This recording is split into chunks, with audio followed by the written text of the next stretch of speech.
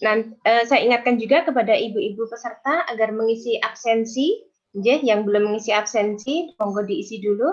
Dan insya Allah kami dari Sekolah Ibu juga menyediakan door prize bagi peserta yang aktif bertanya, dan monggo nanti disiapkan pertanyaan terbaik, dan insya Allah dari panitia akan memilih beberapa peserta yang mengajukan pertanyaan, dan mohon maaf juga yang kemarin sudah mendapatkan, nanti seandainya bertanya bisa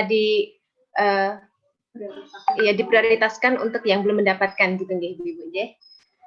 Baik, sebelum Bu Rita masuk untuk menyampaikan materi, saya bacakan kurikulum beliau dulu.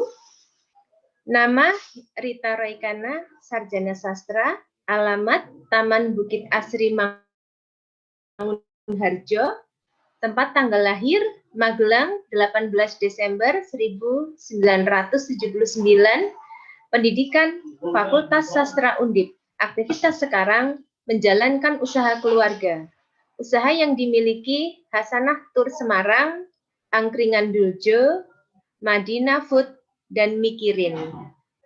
Monggo kepada Bu Rita Roykana, insya Allah sampai sekitar jam 10.25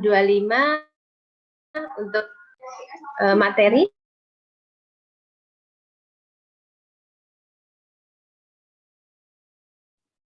Bismillahirrahmanirrahim. Matur nuwun Bu Reni. Assalamualaikum warahmatullahi wabarakatuh. Apakah suara saya terdengar? Warahmatullahi wabarakatuh. Bu, terdengar Bu Rita. Alhamdulillahirabbil alamin. Wassalatu wassalamu ala asyrofil anbiya'i wal mursalin wa ala alihi washabihi ajmain. Sebelumnya matur nuwun Bu Indah untuk undangannya. Saya rela dan seluruh tim. Sami-sami. Senang sekali saya bisa silaturahim di Sekolah Ibu, walaupun sebenarnya pengen offline, tapi ya apa boleh buat, yang penting bisa tetap ketemu. Suaranya jelas nggak ya, Bu? Jelas, Bu. Alhamdulillah jelas, Bu Rita. Oke, alhamdulillah. Ini kayaknya di grup juga isinya teman-teman saya sendiri. Ada Mama Dul, ada Bu Yunin Nurul Huda. Jadi saya di sini bukan mau ngajarin, tapi mungkin lebih ke sharing ya, berbagi pengalaman saja. Ada Bu Novita juga. Alhamdulillah.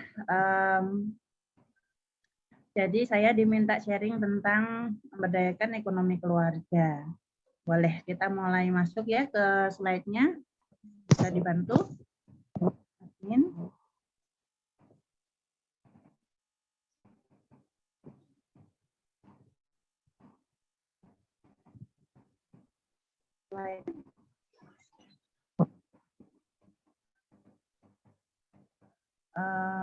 Jadi memang karena salah satu efek pandemi ini dahsyat luar biasa, bukan cuma satu atau dua sektor yang terkena hempasan, tapi hampir di semua bidang itu terhempas karena kondisi pandemi.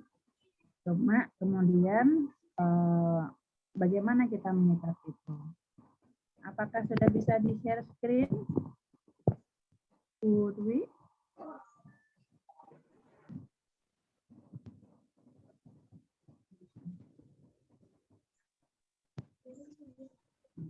Saya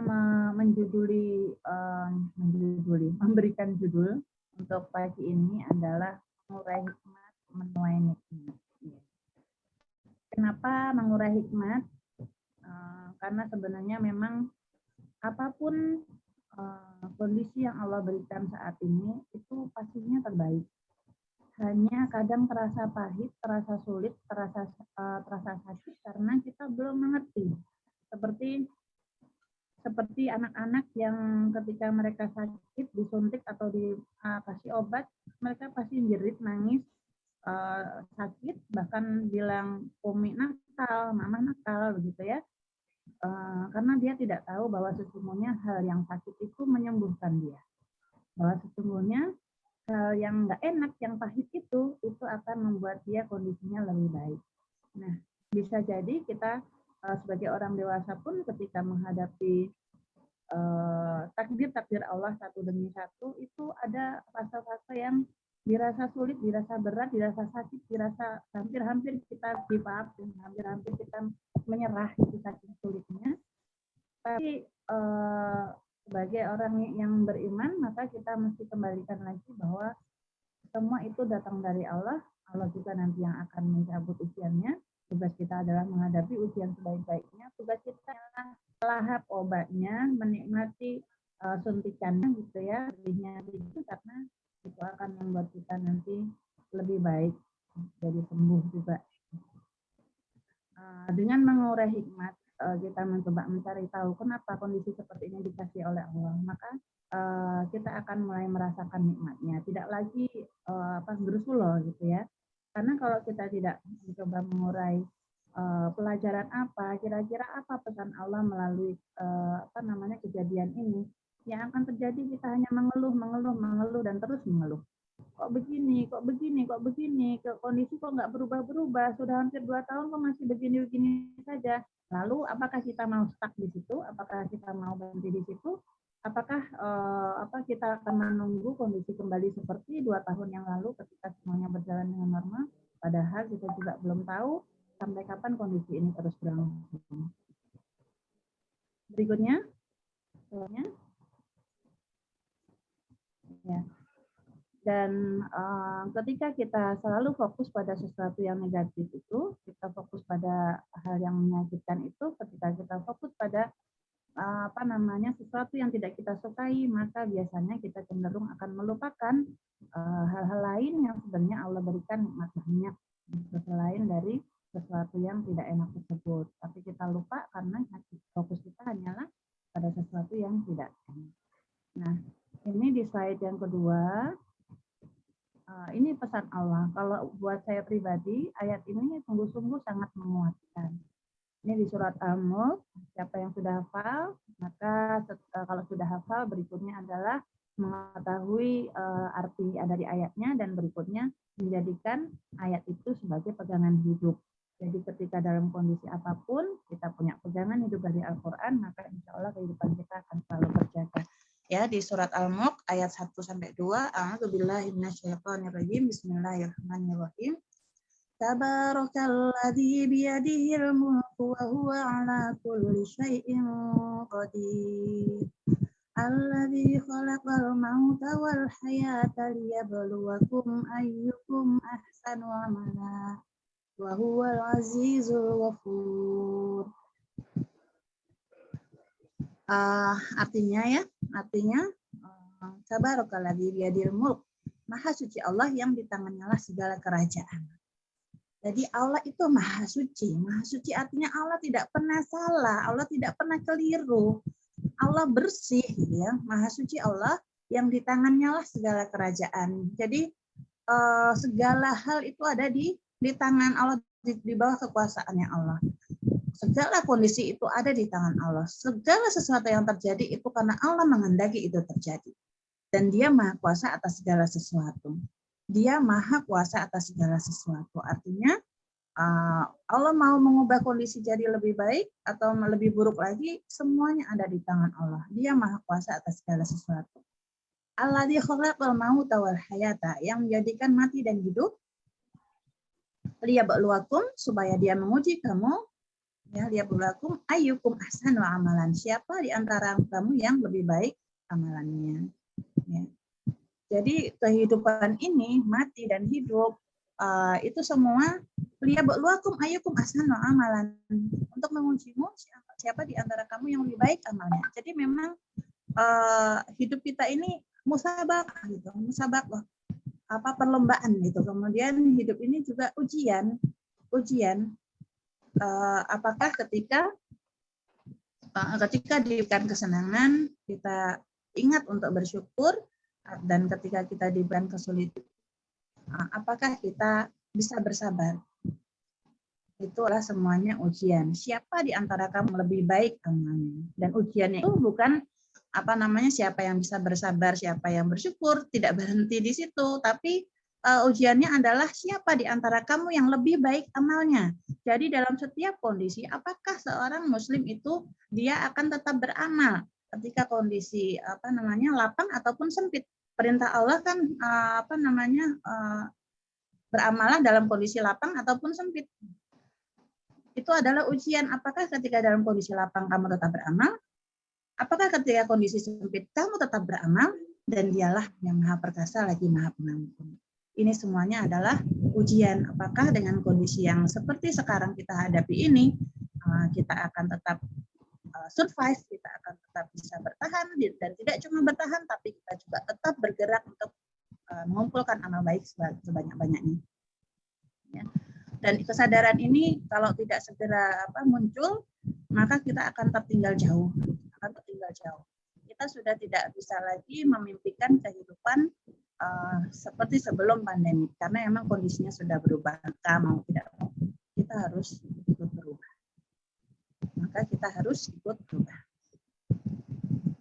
Iya, slide selanjutnya. Ada yang belum bisa melihat slide-nya ya? Kok masih bertanya?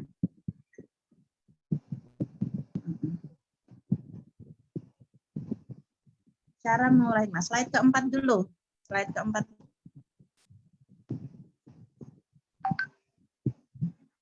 Ya. Nah, ini sedikit ya sebelum saya singgung tentang ekonomi. Ini adalah basic kita berpikir, basic kita untuk bergerak adalah dengan kita mengurai dulu hikmah dari peristiwa.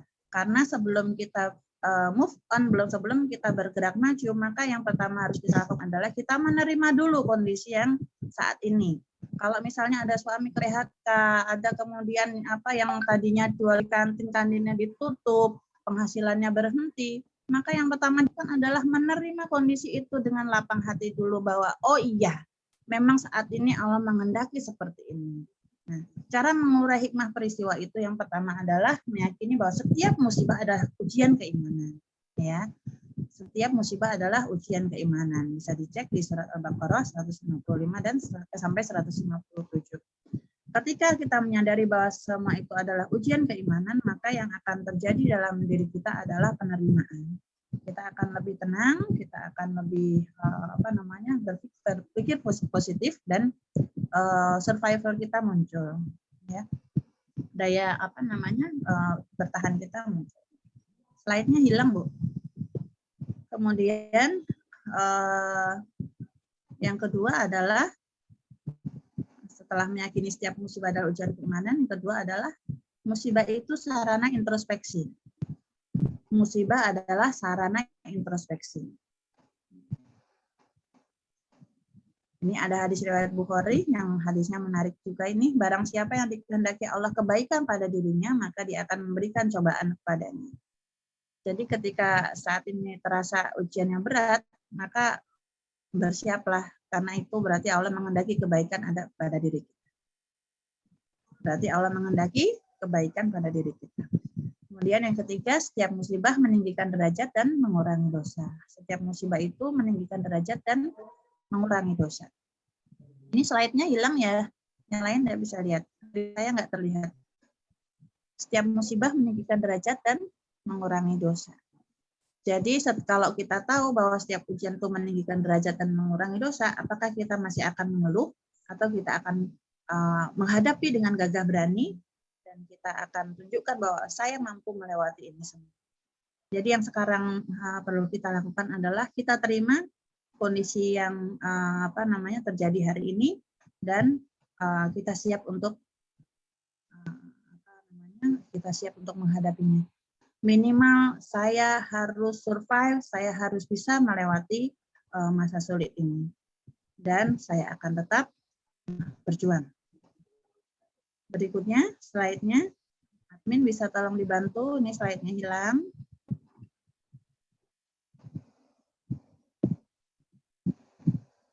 Ya, ke slide kelima ya. Slide kelima.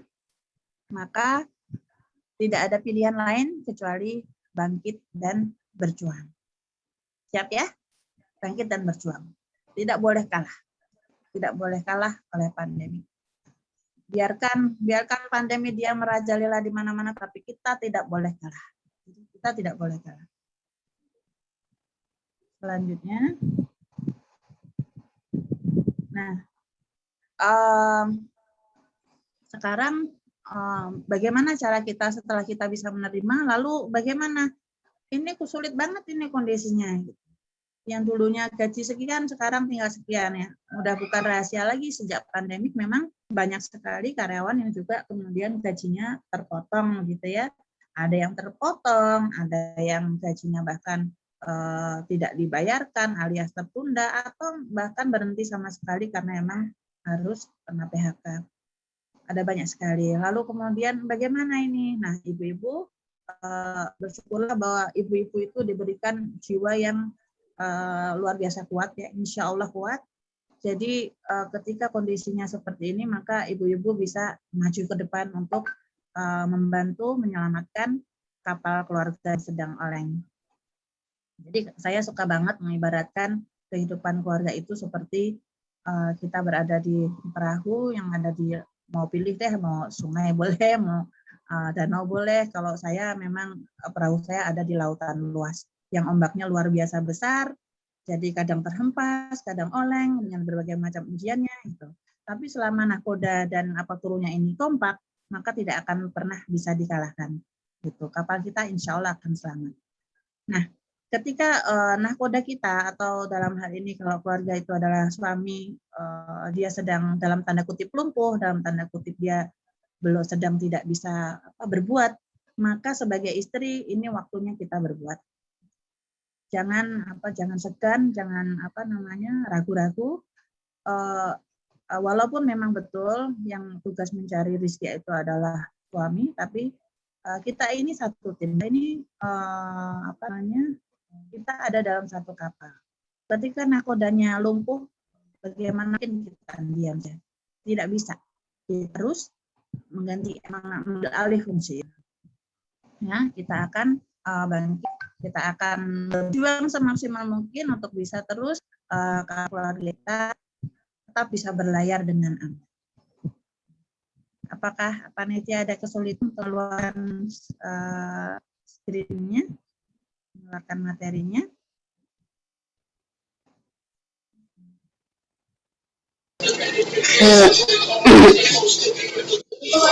Ya, sebentar. Nampaknya laptopnya ada masalah ya. Sebentar, ini sedang diusahakan.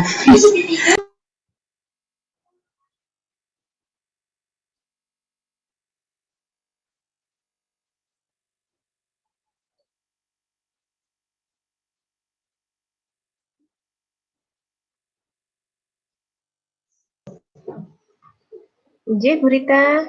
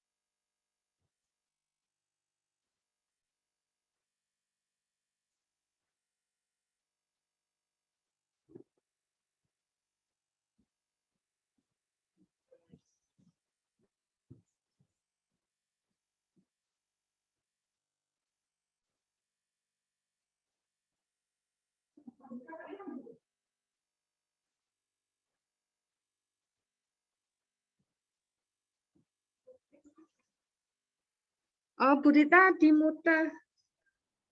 Bu Rita mic-nya kemute, Bu. Halo? Bu Rita mic-nya kemute.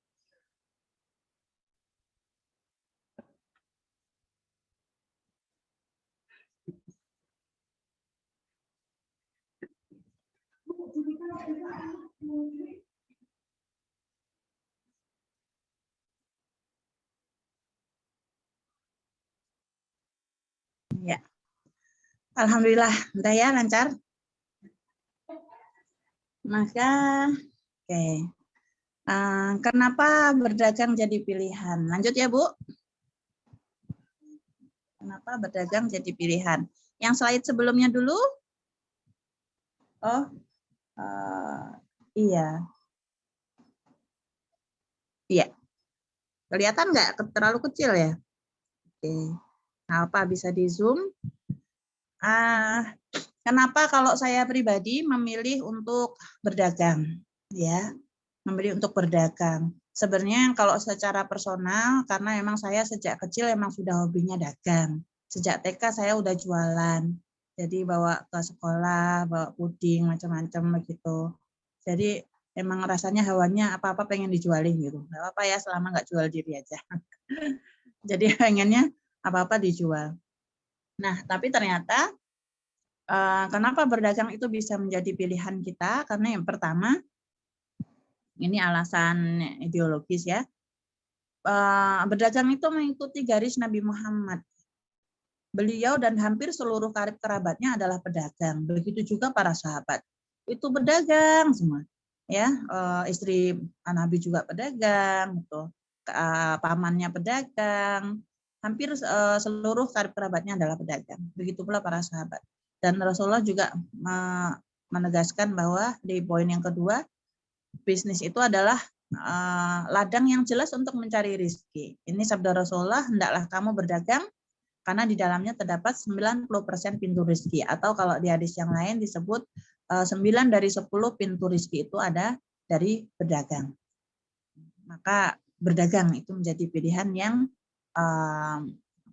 paling cepat gitu ya. Kemudian bisnis itu merupakan gudang rezeki. Dari Mu'adz bin Jabal, Rasulullah berkata, sesungguhnya sebaik-baik usaha adalah usaha perdagangan. Itu hadis riwayat Baihaqi. Lalu, bisnis adalah sebaik-baik profesi. Pernah ketika Rasulullah ditanya oleh salah satu sahabat, pekerjaan apa yang paling baik? Beliau menjawab, seorang yang bekerja dengan tangannya sendiri dan setiap jual beli yang bersih. Jadi, berdagang yang bagaimana? Berdagang yang bersih, yang penjualnya jujur, penjualnya adil gitu. Kalau penjual yang suka mencurangi timbangan, maka itu terlaknat ya, tidak diperbolehkan. Kemudian berikutnya, kenapa berdagang jadi pilihan? Masih ada poin selanjutnya, karena berdagang itu mudah dilakukan. Mudah nggak, Bu? Mudah. Mungkin yang bilang nggak mudah itu karena belum pernah ya. Kan mudah, berdagang itu gampang banget. Gitu. Saya punya saudara itu ibu rumah tangga murni, semurni-murninya ibu rumah tangga. Dia nggak pernah nggak pernah punya usaha apa-apa. Ketika pandemik itu dia karena dia punya Facebook, dia berselancar di Facebook, masuk ke pasar-pasar. Ibu-ibu kalau di Facebook itu ada pasar-pasar ya, ada marketplace-nya. Maka dia bergabung di grup-grup jual beli gitu. Jadi Facebooknya nggak lagi cuma buat chatting, buat posting-posting kegiatan sehari-hari atau malah posting sambat-sambatan gitu ya, ngeluh-ngeluh. Bukan, tapi dia masuk ke Facebook. Sebelumnya dia nggak terlalu aktif, tapi kemudian dia masuk ke Facebook, masuk ke grup-grup jual beli. Kalau di Facebook tuh ada ada jual beli Tembalang, ada grup jual beli Semarang Raya, ada jual beli ada di Icip-Icip Semarangan, ada banyak sekali grup-grup jual beli. Nah, saudara saya ini masuk ke salah satu grup jual beli yang ternyata di situ ada banyak sekali produsen yang bergabung gitu. Jadi produsen ini pada posting di situ terima reseller, saya punya produk ini. Akhirnya dia cuma yang dilakukan apa? Dia cuma posting garnya aja. Itu dia ngambil gambar di Facebook itu, setelah dia nembung sama yang punya produk, kemudian dia taruh di status WA-nya. Jadi setiap hari di posting status WA itu langsung beberapa ya, jebret gitu, dagangan macam-macam. Dan dia survive sampai hari ini. Aman gitu, aman. Karena dari dia cuma satu-satunya channel jualan yang dilakukan itu cuma lewat status WA. Status WA kita itu luar biasa loh ibu-ibu. WhatsApp kita ini. Jadi bukan cuma bisa buat ngobrol, status itu bukan cuma bisa buat sharing quote-quote, nasihat-nasihat, tidak, tapi itu bisa juga jadi sumber rezeki. Saya juga termasuk salah satu yang sering memakai status WA saya sebagai tempat jualan. Yaitu kita kayak punya warung kita sendiri. Taruh aja foto-foto produk kita di situ. Nanti orang tertarik lihat, dia bisa langsung chat Japri kita, nanya gimana. Nah, jadi mudah dilakukan. Tidak ada alasan saya nggak bisa ngomong, karena ini nggak ngomong, kita main jempol aja gitu. Kita nggak usah pinter ngomong, cuma main jempol. Mudah, sangat mudah dilakukan gitu ya. Kemudian bisa dilakukan tanpa modal. Nah, ini yang dilakukan saudara tadi juga tanpa modal dia. Ya, namanya kan order. Jadi dia misalnya jualan hari ini jagung pipil gitu, jagung pipil frozen, ya dia taruh gitu.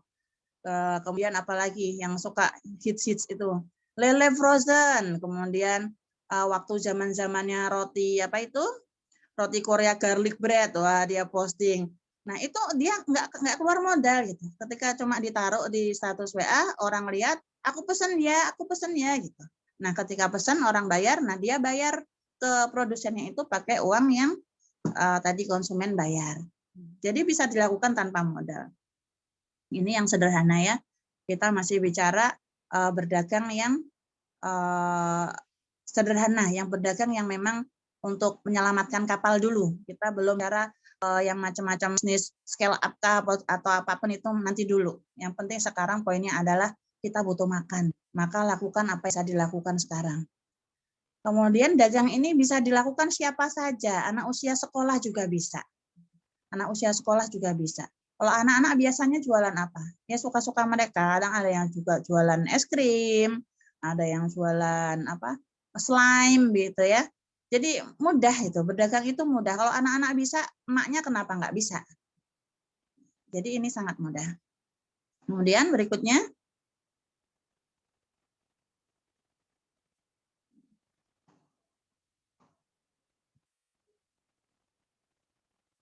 Ya. Yang slide ketiga.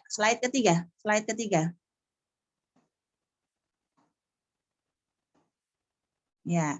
Nah, ini beberapa hal yang mungkin bisa jadi alternatif untuk menambah penghasilan buat kita ibu-ibu yang ada di rumah.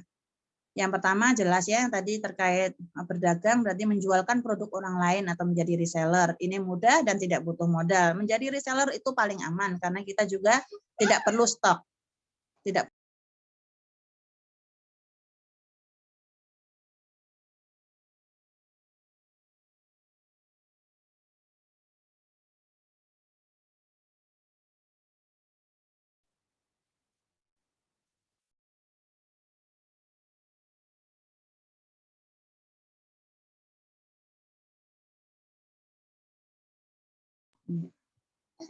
cepat.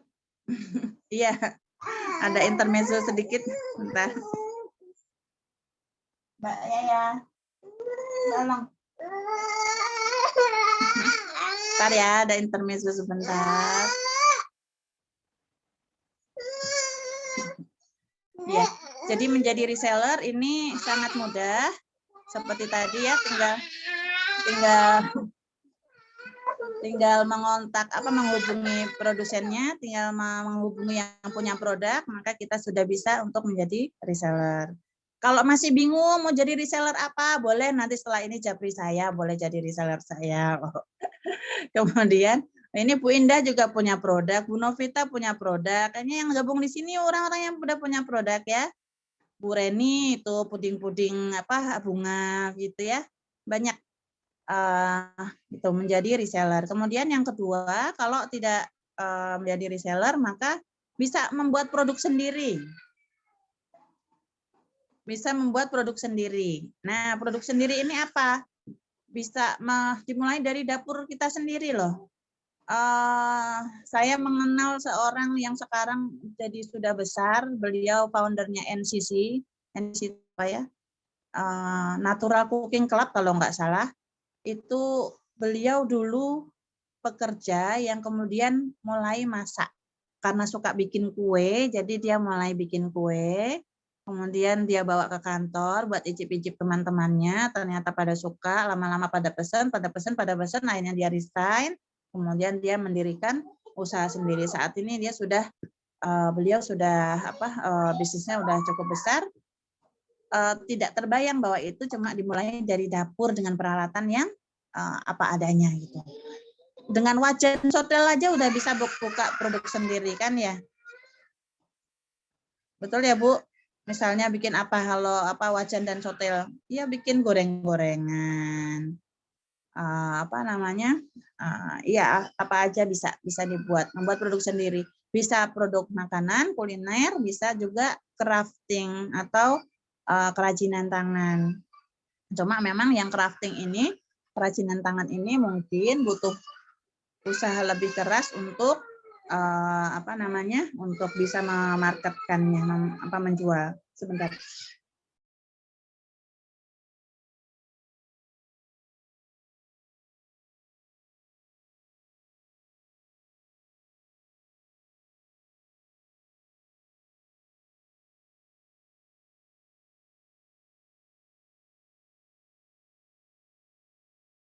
Ya, maaf, bayinya mulai rewel.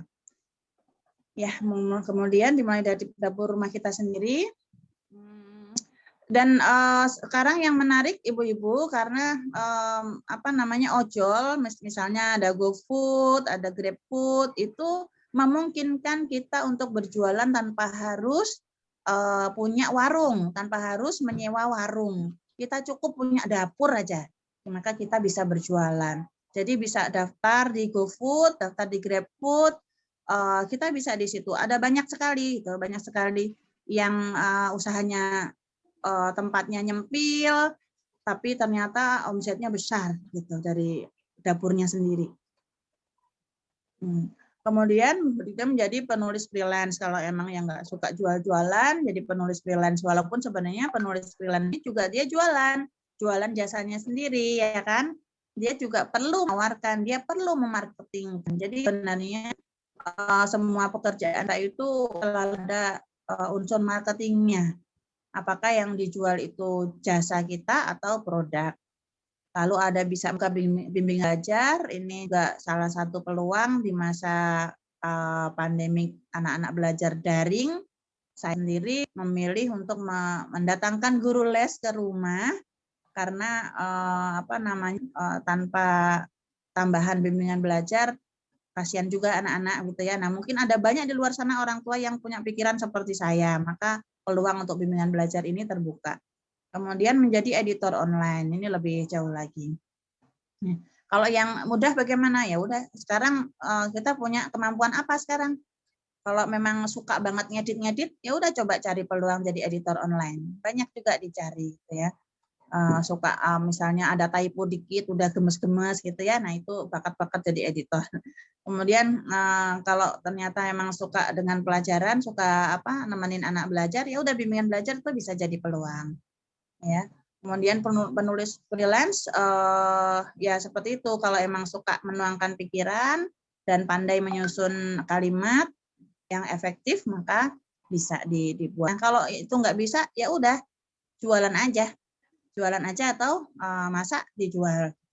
Itu yang paling sederhana. Kemudian, nah sudah bagian terakhir. Setelah ini kita sesi tanya jawab saja ya, biar lebih tereksplor banyak hal. Yang slide terakhir adalah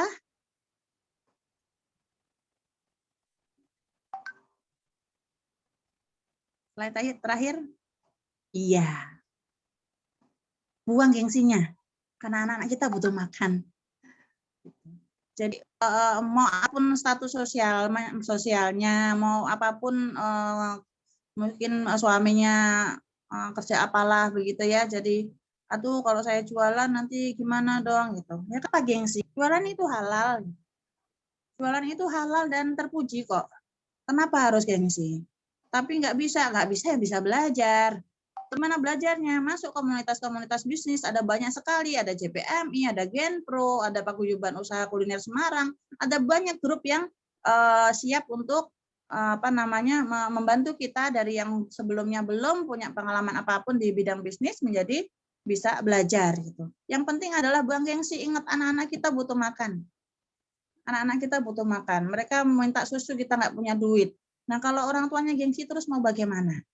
Udah buang jauh-jauh gengsi nggak bikin kita tumbuh. Fokus kita adalah keluarga kita terselamatkan. Kapal kita bisa berlayar dengan tenang sampai tujuan, itu fokus kita. Ketika nahkodanya sedang berjuang untuk dia membangkitkan dirinya sendiri, maka kita sebagai ko-nahkoda, sebagai pendamping nahkoda, maka kita harus tampil ke depan, kita bergerak. Apa ini yang bisa dijadikan duit? Itu tadi, apa aja bisa dijual, yang penting nggak jual diri. Karena keluarga kita butuh diselamatkan. Jadi semangat. Ada juga orang yang bilang ke saya, Bu Rita aja masih jualan, ya emang saya suka jualan gitu. Apakah nggak malu suaminya pejabat masih jualan? Ya kenapa malu? Saya malu kalau saya nipu orang, ya kan? Saya malu kalau saya nyurangin orang. Tapi saya jualan. Saya emang dari dulu masih kecil saya jualan. Kenapa kemudian saya harus malu saya jualan? Kenapa Kenapa harus mendengarkan kata orang gitu ya? Orang mau bilang apa saja, terserah mereka mau ngomong apa. Yang penting kita tahu yang kita lakukan benar, yang penting kita tahu yang kita lakukan halal, maka lakukan aja. Karena kita tidak akan pernah selesai ketika mengurusi kata-kata orang lain. Gitu. Jadi buang gengsi karena anak-anak kita butuh makan. Ya, semangat ibu-ibu yang hebat semuanya. Kita pastikan kita akan melewati fase sulit ini dengan kita akan lewati dengan selamat, kita akan lewati kita sebagai pemenang dari era pandemik yang luar biasa ini. Kelak ketika fase ini lewat, kita akan dengan bangga cerita sama anak cucu, saat itu kondisi sulit, tapi mama, tapi umi, tapi abi, tapi orang tuamu ini terus berjuang agar kita bisa semuanya selamat. Begitu insya Allah yang bisa saya sharingkan. Ini apakah langsung menjawab pertanyaan atau saya kembalikan ke moderator dulu, monggo. Saya kembalikan dulu aja ya. Assalamualaikum warahmatullahi wabarakatuh. Waalaikumsalam warahmatullahi wabarakatuh.